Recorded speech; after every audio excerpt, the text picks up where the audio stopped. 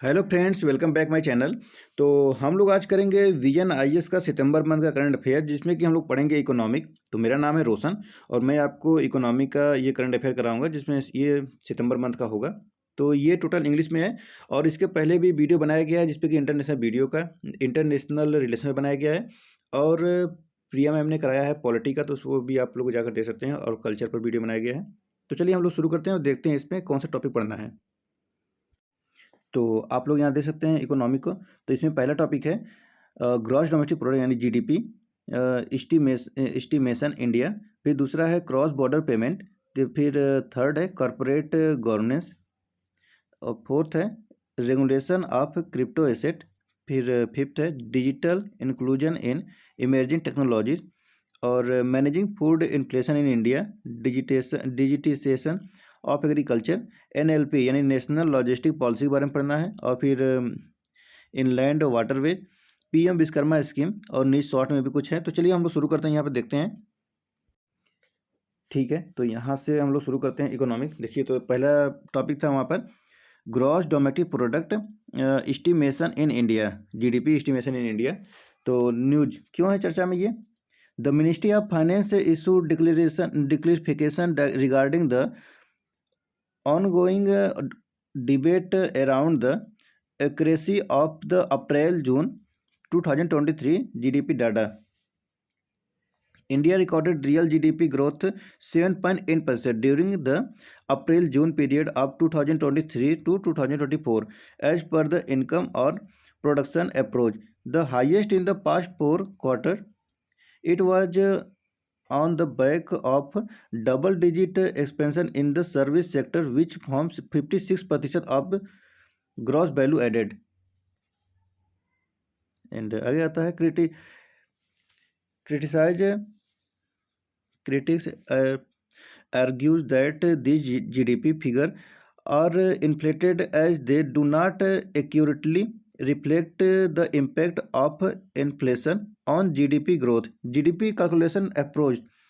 There are 3 approach to calculate GDP of country. देखिए, 3 तरह से जीडीपी कैलकुलेट होता है। तो यहाँ पर है प्रोडक्शन और value added approach. It's sums the value added at each state of production, where value added is defined as 2 sales less than value of intermediate inputs into the production process. And next, income approach.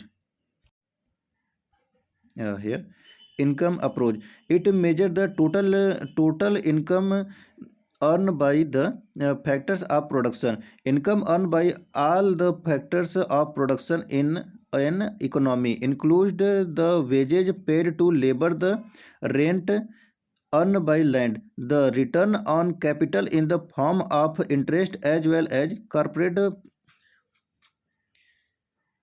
यहाँ पर profits. Okay, यहाँ मिट गया था profits. And next है expenditure approach. तो याद रखिए, अप्रोच इनकम अप्रोच और expenditure approach. This measure total expenditure incurred by all entities on goods and service within domestic boundaries of country. Next आता है तो यहाँ पर challenge with current GDP calculation methodology here.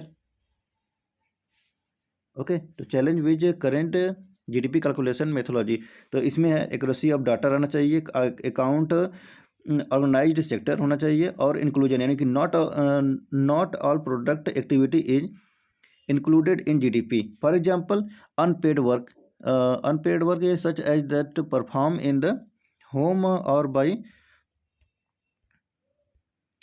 voluntaries, and black market activities are not included because they are difficult to measure and value accurately. मतलब कि इसने ये सब जो चीज़ है इसमें ये शामिल नहीं किए जाते हैं, क्योंकि ये एक्यूरेट, ये जो ब्लैक मार्केट होता है, ब्लैक मार्केटिंग, ये इसको कैसे उसमें मेजर कर पाएंगे? तो मेजर करने में बहुत कठिनाई होती है, इसलिए उसको नहीं जोड़ते हैं। आगे आता है, देखिए यहाँ पर है why GDP is not a very good market to measure development. तो यहाँ पर है मिसलीडिंग ग्रोथ और inclusion of social harm, non inclusion of social harm, environmental aspect. Way forward देखते हैं हेयर वे फॉरवर्ड। तो वे फॉरवर्ड में पॉइंट्स पढ़िए यहाँ पर, जैसे base year updation, double depletion and robust data and measurement of productivity activities. Productivity is all product activities of an economic, irrespective of the economic transactions such as voluntary work, unpaid household work, etc. can be included in the GDP figure. And the second topic is a cross-border payment. What is cross-border payment? Why in the news? G20 Tech Sprint 2023 was organized to promote innovative solutions aimed at improving cross-border payment. More about the news. And so here extra input. Okay, G20 Tech Sprint 2023 is a joint initiative of the Reserve Bank of India, this is RBI, and the Bank for International Settlements, BIS Innovation Hub. This is an innovation hub, RBI and BIS. Okay, the G20 nations have agreed to promote cross-border payment as outlined in the G20 roadmap of enhancing cross-border payment. Further, one on the sidelines of the G20 summit, India has proposed to expand its presence for cross-border bill payment in the UK through the Bharat Bill Payment System (BBPS). About cross-border payment. Cross border payment के बारे में यहाँ पढ़ना है। तो यहाँ पर है, it is a type of transaction that take place between financial institution, businesses and individual where the sender and receipt are based in separate countries. The cross border payment market value is estimate to be $190 trillion in the 2023 and expected to reach 2000 नहीं, 290 trillion dollar by 2030. मतलब 2023 में देख रहे हैं, 2023 में यहाँ पर 190 trillion dollar है, जो कि 2030 तक में ये हो जाएगा 290 ट्रिलियन. आगे आते हैं. तो आगे यहाँ पर है अब here common types of cross border payment. Type working. Type international wire transfer. तो इसका वर्किंग क्या है? Involve the sender providing their bank with instruction to send money to a receipt in another country. Example, using SWIFT code to transfer from one bank to another bank in different country. And next type, digital wallet. Digital wallet using products such as Payable, Google Pay or Apple Pay. And next, international money order. Paper-based payment method that can be sent through the mail or transmitted electronical using a third party provided. Next type, credit card transaction. Credit card transaction is they are working. Businesses can accept payment from customers in different currencies through accepted credit card. Cryptocurrencies. तो इसका working क्या है? Cryptocurrency such as bitcoin and Ethereum are decentralised digital currency that can be use to make cross border payment. इस समय सबसे ज़्यादा अगर type चल रहा है तो क्रिप्टो करेंसी के बारे में याद रखिए. क्रिप्टो करेंसी, लेकिन देखिए भारत में भी लीगल नहीं हुआ है.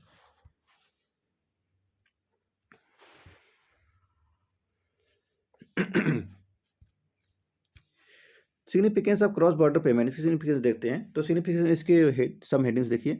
फाइनेंशियल इंक्लूजन है, एसेट टू ग्लोबल मार्केट हो जाएगा, डाइवर्सिफिकेशन हो जाएगा, ग्लोबलाइजेशन. एंड वे फॉरवर्ड में improve existing payment in infrastructure and arrangements through measure like aligning processed and operating hours across system, interlinking exiting payment system, etc.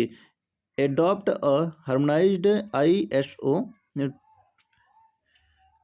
20022 version, an open global standard for financial information for message format, collaborate with fintech companies, and next explore the potential role of new payment infrastructure and arrangements, and next ensure compliance with international and local regulation, and next rigorous and effective risk assessment to reduce the burden associated with compliance check and facilities market entries. And third topic, corporate governance. Why in the news चर्चा में क्यों है? The revise G20 OECD principle of corporate governance were endorsed at the G20 leaders summit in New Delhi India. अभी G20 का सम्मेलन हुआ है new Delhi में, इंडिया में ही, तो इसीलिए ये चर्चा में है. More about news. G20 OECD प्रिंसिपल. OECD फुल फॉर्म होता है organisation for economic cooperation and development, OECD. Okay, confuse मत होइएगा. तो principle of cooperation governance are the leading international standard for cooperation governance. What is corporate governance? Corporate governance क्या होता है? It is the system of rules, practice, and process by which a company direct and control. It essentially involves balancing the interest of the company's many stakeholders, such as shareholders, management, customer, supplier, financier, government, and communities. Core principle of corporate to accountability, transparency, independence, integrity, risk management, और and last shareholder rights, and need for strong corporate governance framework to improve financial performance, build trust and confidence among individual and institutional investors, improve access to financial from capital market. Corporate governance failure can have wider economic impact, generated positive social impact, foster positive corporate culture through. Challenge क्या है? Challenge corporate governance in India, मतलब चुनौतियां क्या है corporate governance की और भारत में? तो इसमें देखिए, पहला चुनौतियां है lack of separate of ownership and management, and lack of independence director, leading to issue like conflict of the interest, and lack imperative impartial evaluation and influence free decision making, low education and awareness among investor, limited scope governance policy, only top 100 listed companies of the published annual business, and lack of transparency, fraudulent practice and financial, यानी fraud का ज़्यादा ही इसमें problem होता है, जैसे कि infrastructure leasing, financial service ILFS, यानी कि IL देखिए infrastructure leasing and financial service, scam of 2018, poor risk prediction and mitigation, and limitation, and last limitation participation of the monetary stock shareholders. Framework for corporate governance in India, the Companies Act 2013, 2013 का एक company act है, जो कि the act dictates the provision in terms of board meeting, audit committees, disclosure requirement, financial statement, the constitution of the board and related by party transaction, Securities and Exchange Board of the India (SEBI). It is a regulatory authority responsible for monitoring and regulating the corporate governance of listed companies. And third, the Institute of Chartered Accountants of India (ICAI). It is responsible for issuing guidelines and standards, thereby directing the pathway of disclosing financial data. And fourth, Institute of Companies Secretaries of India (ICSI). It is responsible for issuing the secretarial standard primarily in the terms of board of directors meeting and general meeting. And the last, meeting of Ministry of Corporate Affairs for regulating the financial functioning of the corporate sector in accord with law. यहाँ पे कुछ category छाटा गया है जो कि वे forward में है। Implementing reserve G20 OECD principle of corporate governance, headings देख लेते हैं इसमें। Category basis of on effective corporate governance framework, इसमें डायरेक्टिव है। Promote transparent and fair market and the efficient allocation of resource. Legal and regulatory requirement constitutes with the rule of law, transparent and enforceable. And next category, right and equitable treatment of shareholder and key ownership function. Protect and facilitate the exercise of shareholders' right. Ensure the equitable treatment of all shareholders and effective redress for violation of shareholders' rights at a reasonable cost and without excessive delay. And next category, institutional investor, stock market and other intermediaries. Directives, sound incentive throughout the investment chain, disclose and minimize conflict of interest of entitled professionals that provide analytics advice of investor, fair and efficient price discovery in stock markets. And the next category, disclosure and transparency. And the next, responsibilities of the board. And the next, sustainability and reliance. चलिए हम लोग next देखते हैं। चौथा है यहाँ पर regulation of crypto asset. What is why in the news, चर्चा में क्यों है। G20 countries adopted the New Delhi Leaders Declaration, which called for effective regulation of crypto assets. Crypto assets regulation in India. Legal position at present, the exchange transfer, safekeeping or administration of cryptocurrencies is under the ambit of the prevention of money laundering act PMLA 2022 का ये कानून है PMLA। आगे देखते हैं RBI stand hair. RBI has on several associations voiced its concern about crypto assets, saying that these assets threaten financial stability. 2013, देखिए यहाँ पर कब रेगुलेशन आया गया है, 2013, 17, 18, 2020 में। देखते हैं इसको। 2013 RBI issue statement counselling user holders and traders of virtual currencies. And next 2017 RBI concerned. And 2018 RBI issue the circular prohibiting banks and other regulated entities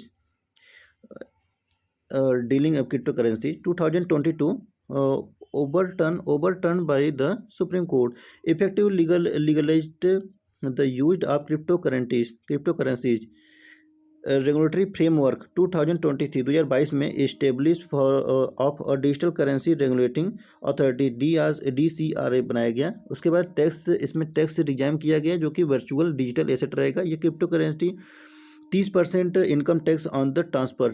अगर कोई क्रिप्टो करेंसी ट्रांसफर पैसा वैसा कर रहा है तो उस पर 30% का टैक्स लगाया जाएगा। The central also announce the 1% tax deducted the source TDS, 1% का TDS भी काटा जाएगा। अब क्रिप्टो करेंसी के चैलेंज क्या हैं? चैलेंज सबसे बड़ा ये चैलेंज ही है। तो ये ब्लैंकेट बैन है। Blanket ban is making crypto asset in activities illegal can be costly and technical demanding to enforce. Circumvention can be achieved by money technology solution due to the internet broadless nature of crypto asset. मतलब crypto currency से अब बहुत सारे legal illegal काम होते हैं जो कि बहुत ही कॉस्टली वगैरह होते हैं। बहुत सारे क्रिप्टो में पैसे दिए जा सकते हैं, लेकिन इसको पकड़ना जो कि इंटरनेट पर है तो इसको पकड़ना बहुत मुश्किल होता है, उसी बारे में बताया जा रहा है। Regulatory constituency achieving constituency in crypto regulation across different countries remain a complex task.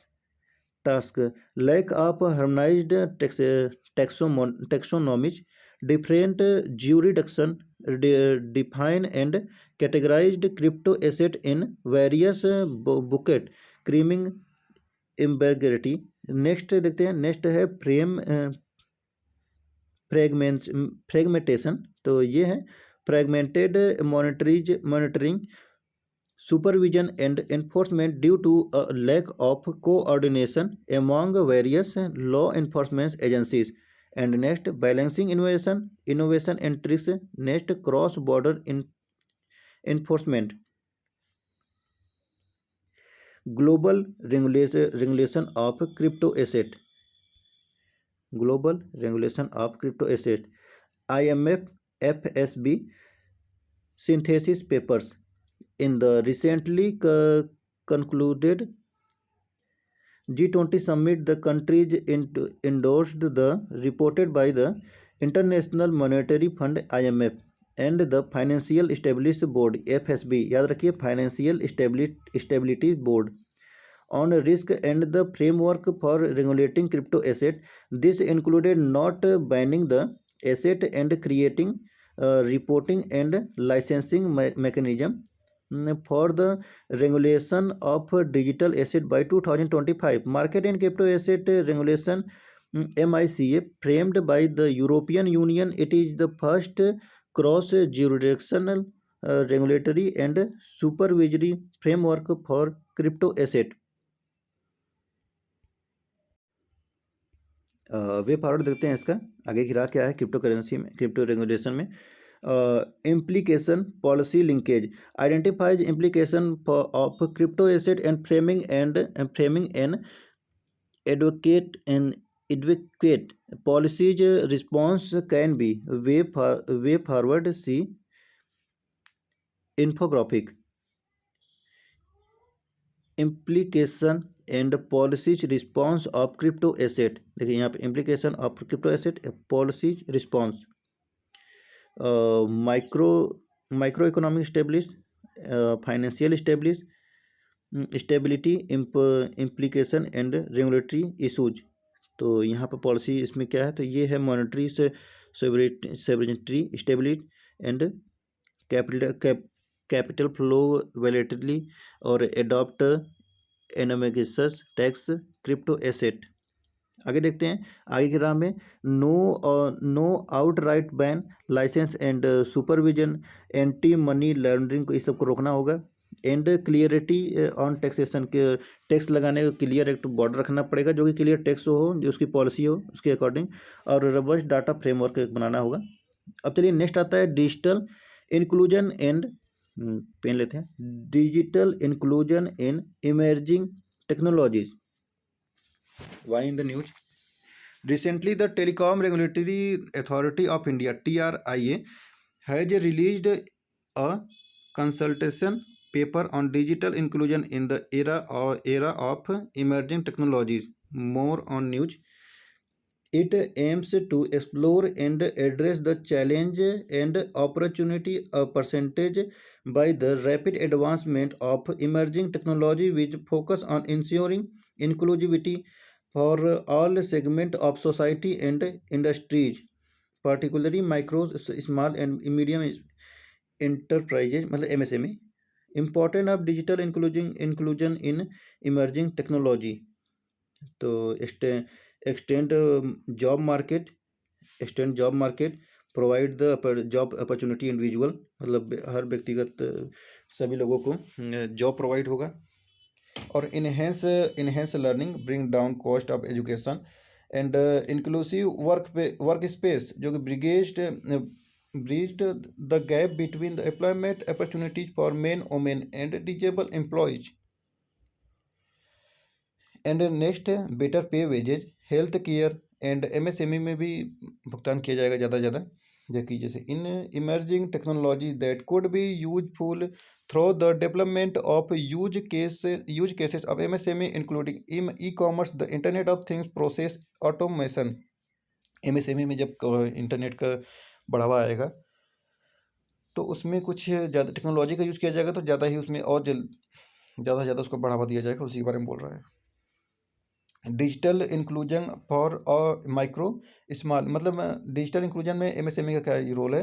तो benefits of digitalisation for MSME, reduce manual effort error and increase the reach of MSME and easy access to financial and efficiency storing and managing data.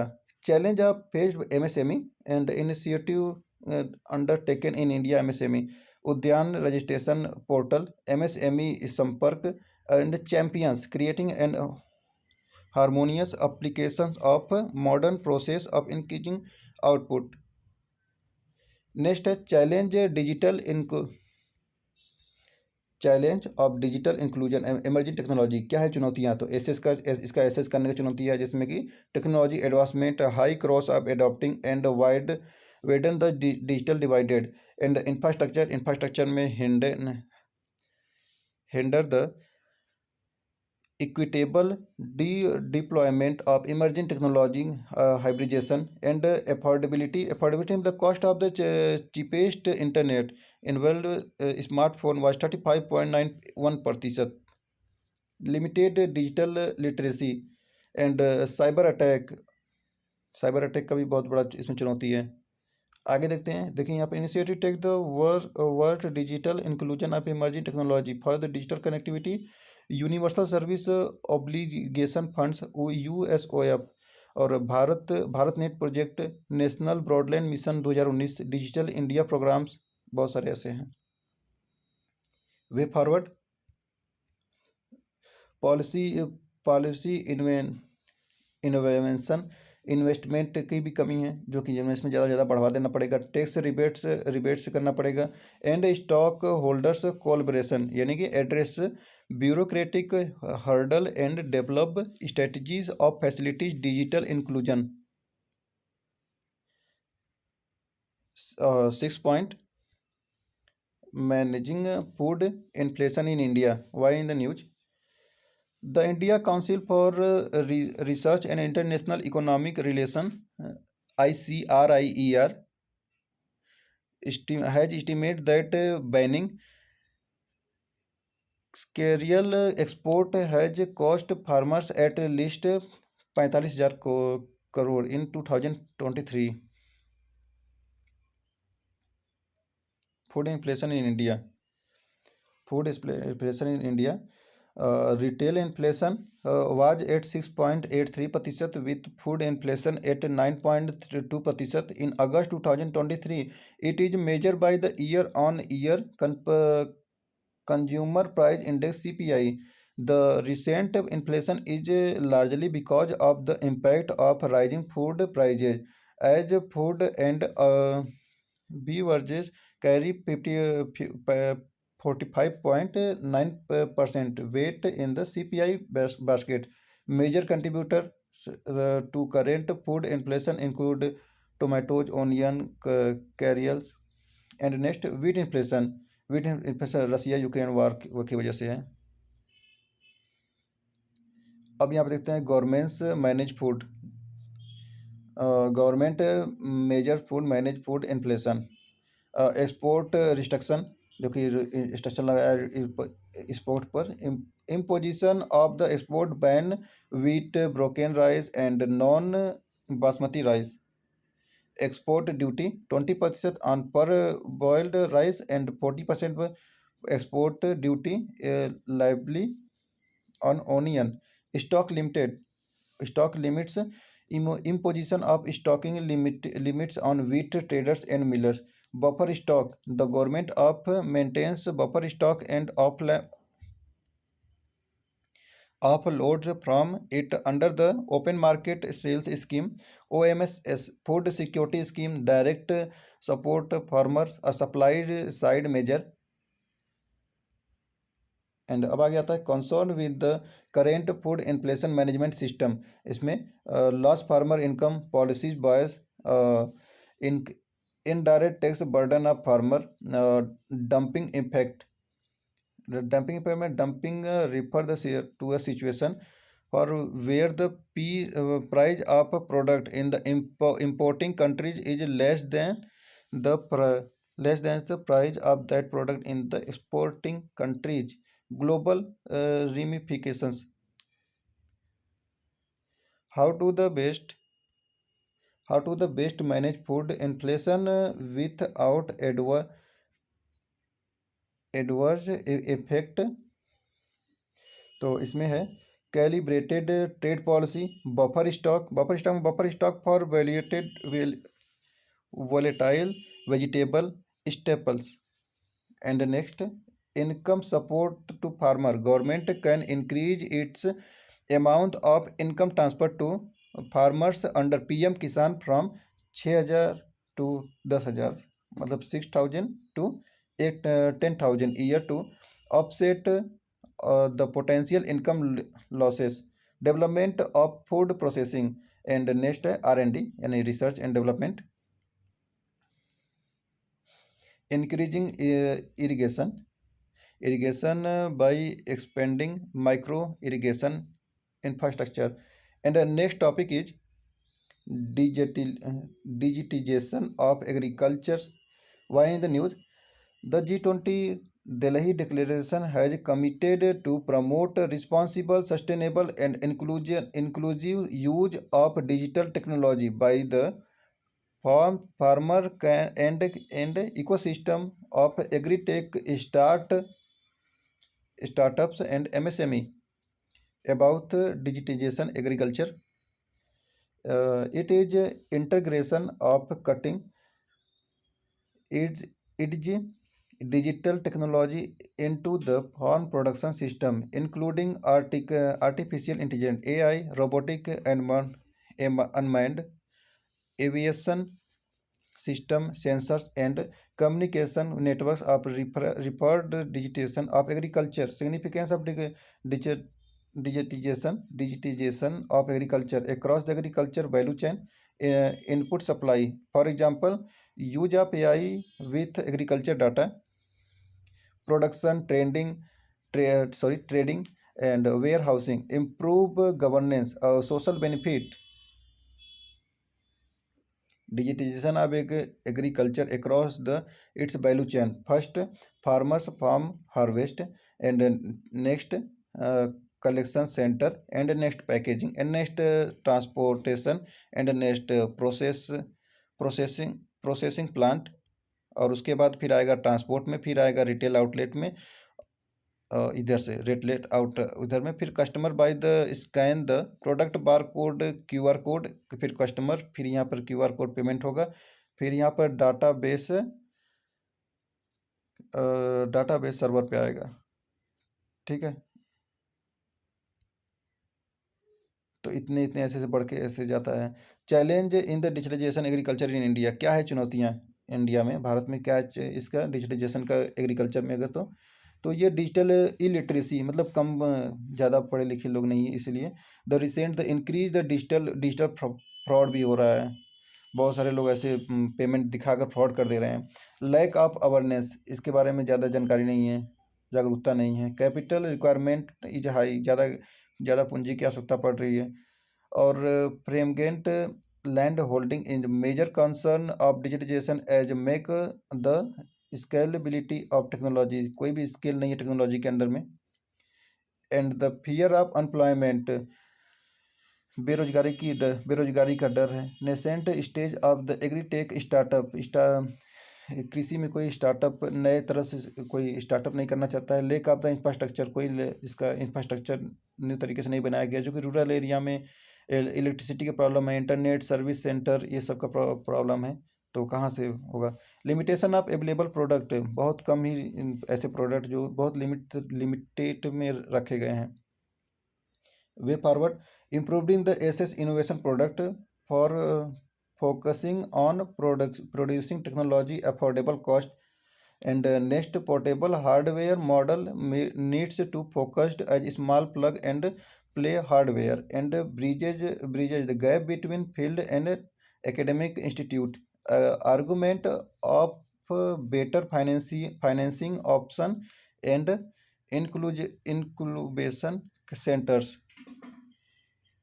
And next आता है national logistic policy. Why in the news, India recently make the first year anniversary of the national logistic policy. India पर first मना रहा है logistic policy को। की asset पे देख सकते हैं तो 269.5 billion dollar, and 38 rank in the world bank, and 13 से 14% GDP का भी है logistic sector. About the national logistic policy, about NLP। NLP was introduced 2022 सितंबर में, एंड इसका विजन तो इंटीग्रेटेड इस seamless efficient reliable green sustainable and cost effective logistic network by leveraging based in class technology processed and skilled in manpower, and target NLP reduce the cost logistics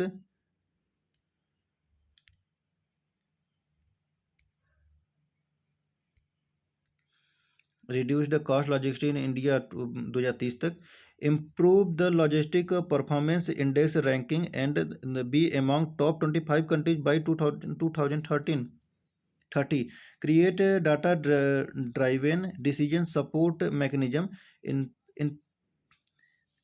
implementation of the National Logistic Policy Comprehensive Logistic Action Plan CLAP, 8 area collapse, 8 area collapse मतलब comprehensive logistic action plan, integrated digital logistic, and EXIM export import logistic standardization, physical asset and branch marking service quality standard, serviceman improvement framework, and logistic human resource development and capacity building, sectoral plan efficient logistic development of logistic park, state engagement। Challenge क्या है, NLP का challenge देख लेते हैं। तो challenge है fragment logistic sector in India and the lake of integrated digital logistic system, for example unorganised player control 90% of the market, lack of the logistic standardization which result in difficulty in interoperability, range handling risk, and the lead to delay, lack of skilled workforce in the logistics sector, only 4.7% are formally skilled, lack of coordination between state in logistics leading to delay in shipment and increased cost, lack of acceptance of digital technology by transporters due to issue of digital literacy and anti-competitive practice by transport union, limited alternative to first last mile connectivity। Way forward में देखिए यहाँ पर, तो implementation of road map of and monitoring, addressing infrastructure and procedural gaps in India export import, improving regulatory interface, develop sectoral plan for efficient logistic, and next better state engagement, and last second, Inland waterway. Why in the news? Recently, the Standing Committee on Transport, Tourism and Culture submitted its report on development and expansion of existing and the new national island waterway. Uh, Inland water transport is a fuel efficiency at a river, canal, and backwater creeks. etc. National waterway come under the previous on the central government. Improve importance of inland water transport, cost saving, environmental friendly, and strategic importance, supplementary mode, and i- issues associated with the development of IWT, uh, unavailability of project, financial and staffing constraint, low level of investment compared to road and rail modes. इसमें the slow pace of development of waterway, poor hinterland connectivity, high visual and the equipment cost, least available depth, impact on the environment,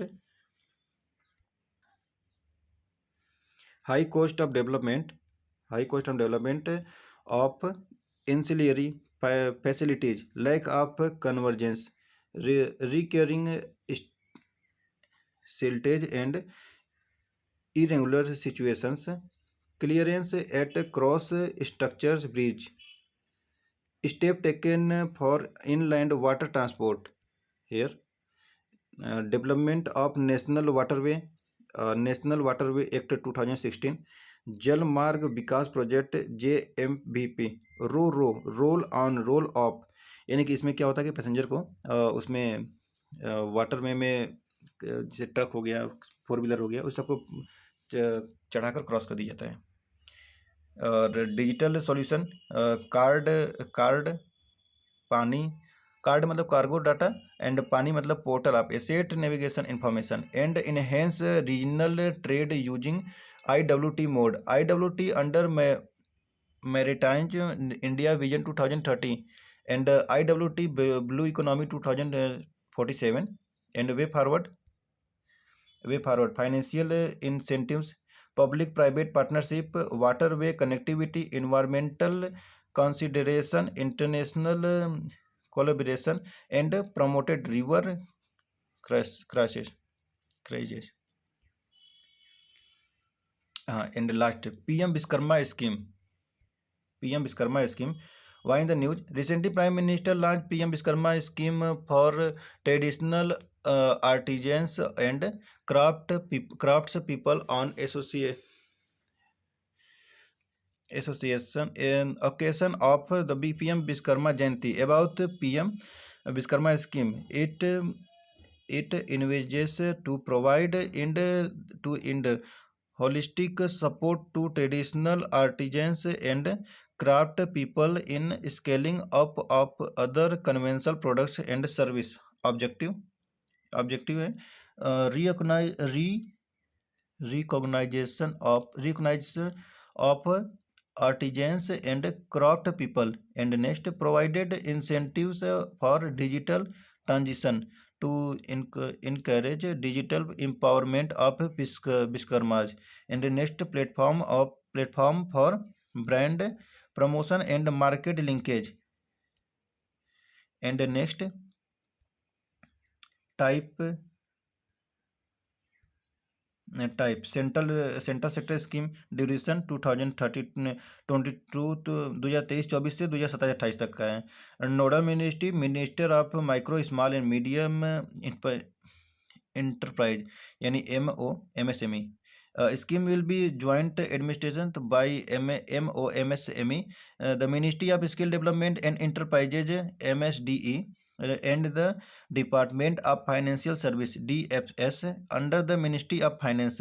Registration free of charge through common service centers using a biometric based PM Viskarma portal. Recognition artisans and craft people will be provided recognition through the PM Viskarma certificate and ID card approach. State and nature the Guru Shishya परंपरा eligibility criteria भी है और 18 traditional trade भी है इसमें से बहुत सारे इसमें आप लोग देख सकते हैं। इसको हम लोग आगे बढ़ते हैं। बेनिफिट स्कीम, बेनिफिट क्या है स्कीम का, तो बेनिफिट स्कीम हम लोग खाली मेन पॉइंट देखते हैं। मार्केटिंग सपोर्ट मिलेगा जिसमें कि quality and certificate, branding, promotion and e commerce linkage, trade fairs, advertising और पब्लिसिटी मिलेगी। चीप क्रेडिट यानी control collateral free enterprise development loans और कंसेशनल रेट ऑफ इंटरेस्ट मतलब 5% का, 5 to 8% का तक का। Credit guarantee fees to borne by goal, skill upgradation basis of training 5 to 7 days, advance training 15 days, creating a holistic support ecosystem and next preserving tradition and next promote gender justice and social justice। concern right में concern raised available data on the cropped landscape is outdated or and caste based occupation non recognized of guru master age training, silent on wages, a lack of economic viability, way forward में standard and certification, new market addressing root cause of poverty and inequality. अब short news है। Short news में देखेंगे तो 4th G20 sustainable finance working group SFGW meeting. G20 से FSG aims to mobilise sustainable finance to help ensure global growth and stability. G20 Stability Finance Roadmap 2021 is the core around which SFWG functions। And next है यहाँ पर of budget borrowing OBBS, central for social and economic progress recently released a report on off budget borrowing by Indian government। तो इसके बारे में देख लीजिए यहाँ पर इसका वे ऑफ है। तो national saving scheme government fully serviced bond domestic foreign market borrowing. And third है इसमें, थर्ड है RBI फाइनेंशियल इंक्लूजन इंडेक्स के बारे में है। तो इसको देखिए यहाँ पर RBI financial inclusion growth all segment 60.1% for March 2023। और इसमें देख सकते हैं तो एसेस है 35%, यूजेज है 45 and equality 20%। And significance FI economic and sustainable growth, reduce poverty inequality in the society, empowers 53 recognized sector of the society and next challenge in the insurity 5 FI तो included infrastructure, financial illiteracy, producer complication and hidden carriage import। and next topic monetary policy MPT transmission। तो according to SBI report monetary policy has, तो इसमें देखेंगे तो process policy action of the central bank in the transmit inflation and growth effect interest rate और economic activities and inflation rate challenge should be in instantaneous और enhance the credibility of the central bank. चलिए next छठवां देखते हैं। छठवां है based third capital framework. तो इसको देख लीजिए। For all India financial AIF section 45 lakh of the RBI 9034 about देख लीजिए। इसका adopted by financial regulation improve the banking sector से ability to avoid shock financial and economic stress. And सातवां है liquidity deficit in the banking system widen to for 1.65 trillion रुपए का highest since 2019. Liquidity is a major cash and others asset bank. और फिर next है Indian post payment bank. Indian post payment bank ये complete 5 year हो गया है. 2018 में ये हुआ था. 2018 में ये पब्लिश इस्टेब्लिश हुआ था. Department of the post ministry of communication with 100% equity owned by the government of India. इसका विजन था accessibility, affordable and trusted bank. Mandate इसका financial inclusion, reducing cost of accessing banking का करना था. 1949 में the regulatory bank के हिसाब से इसको बनाया गया है. रेगुलेटरी बैंक एक्ट 1949 में business of payment bank schedule the payment bank इसको किया गया, जैसे कि आधार इनेबल इसमें किया गया है. द इट ऑफर 3 अकाउंट सफल, सुगम एंड सरल. Achievement IPPB more than 6 crore account, 96 lakh in aspirational district. और देखिए इसमें एक ग्रामर डेप्ट मार्केट क्या है. डेप्ट market is norms for large corporate LC investors such as insured pension and provided funds and would facility ease of compliance for LC. Major proposed by SEBI included higher monetary threshold, removal of penalty,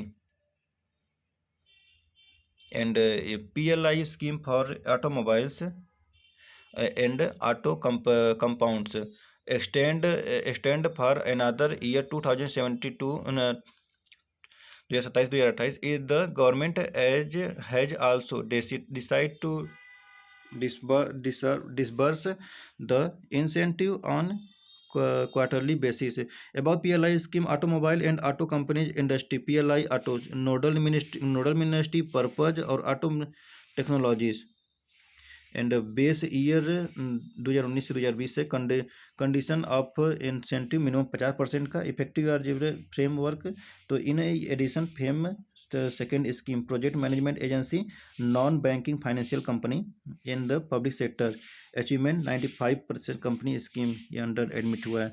investment 10,755 crore out of the total outlay 67,619 crore in the next 5 year.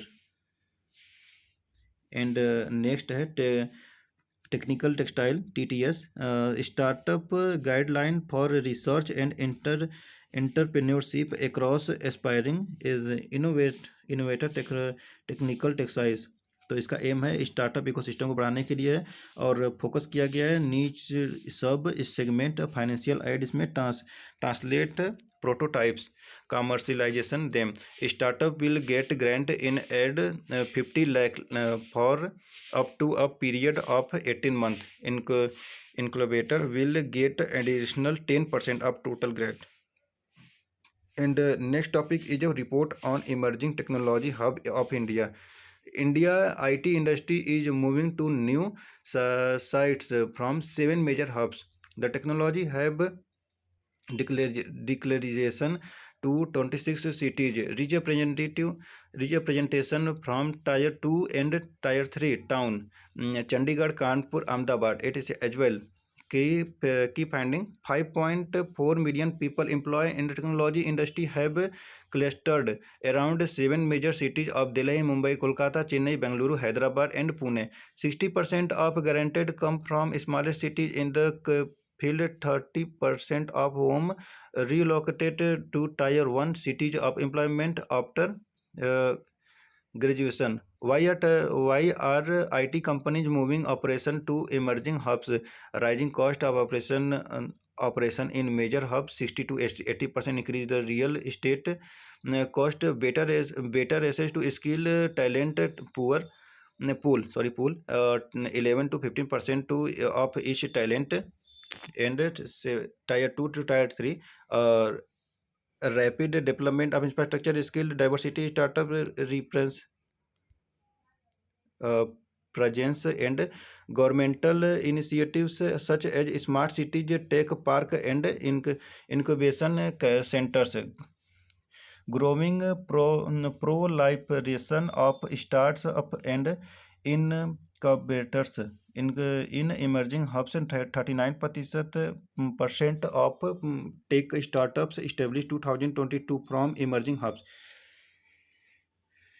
तो देखिए हम लोग यहाँ पर economic पढ़ रहे थे, economic का करंट अफेयर कर रहे थे सितंबर मंथ का, तो ये समाप्त होता है। तो हम लोग नेक्स्ट करेंगे अब कोई एक टॉपिक लिया जाएगा जिसमें कि इसमें डिसाइड हुआ है, तो इंटरनेशनल रिलेशन करा दिया गया है, और इसमें अब हम लोग सोशल इशू किया जाएगा। ठीक है, चलिए तो फिर मिलते हैं नेक्स्ट वीडियो में। धन्यवाद।